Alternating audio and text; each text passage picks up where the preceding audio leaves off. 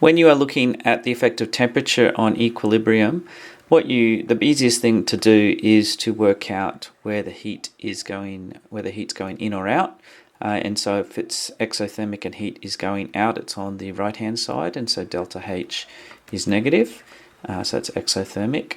And if if delta H is positive, that's endothermic and heat is going into the system. So for this particular one, it's endothermic, and so we can draw heat as going into the system. Then we can just regard it as a reactant and look at what's going on as far as up or down in pressure, in heat, in temperature.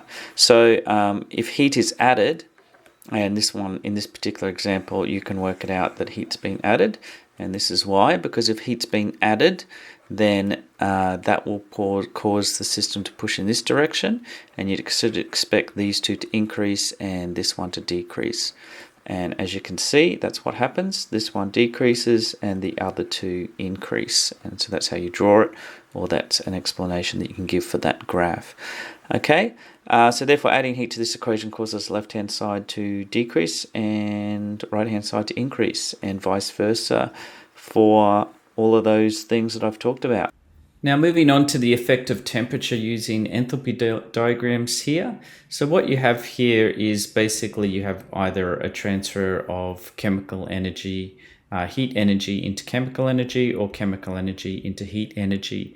Now obviously temperature is going to be more important for A because that kinetic energy is turning into chemical energy, whereas the system here already has it's not collecting kinetic energy, it's releasing chemical energy to kinetic energy. So increasing the temperature is going to make it more efficient for A to turn into B and not really have much of an effect of B turning into A. And so for an endothermic reaction, you're going to see a decrease in A and an increase in B, therefore K increases. Okay, and in the same way, even for an exothermic, again, increase in the temperature is going to make more kinetic energy available and more efficient to go to decrease the B and to increase the A. So for an exothermic reaction, increasing the temperature decreases the equilibrium constant.